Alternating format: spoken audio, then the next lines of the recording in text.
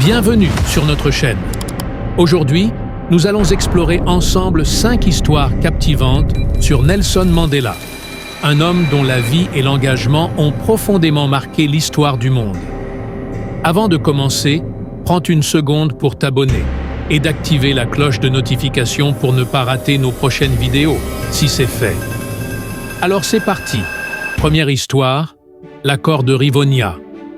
En 1961, Mandela et d'autres membres de l'ANC, African National Congress, ont décidé de passer à la lutte armée contre l'apartheid, formant le groupe Umkhonto we Sizwe.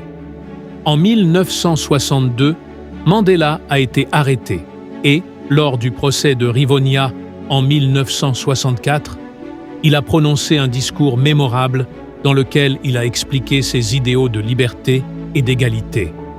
Son plaidoyer pour la justice l'a conduit à une condamnation à la réclusion à perpétuité, mais a également attiré l'attention mondiale sur la lutte contre l'apartheid. Seconde histoire, 27 ans de prison.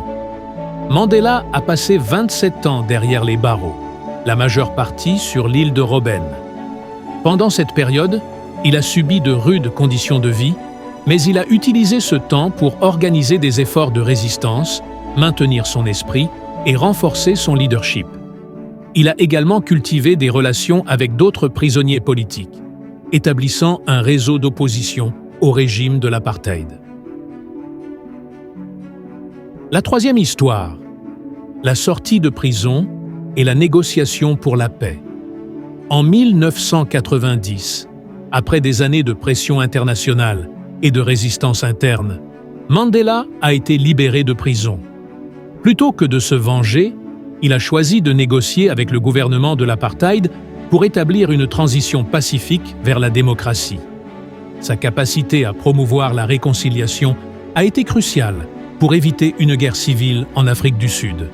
Si tu as apprécié la vidéo jusqu'ici, laisse un pouce bleu. Quatrième histoire, la première élection démocratique. En 1994, Mandela a été élu président lors des premières élections démocratiques en Afrique du Sud, où tous les citoyens, quelle que soit leur race, pouvaient voter. Son élection a marqué un tournant historique, et il a utilisé sa position pour promouvoir la réconciliation entre les différentes communautés du pays, mettant l'accent sur l'unité nationale et la paix. Cinquième histoire, la création de la Commission Vérité et Réconciliation. Après son élection, Mandela a créé la Commission Vérité et Réconciliation pour faire face aux atrocités commises pendant l'apartheid.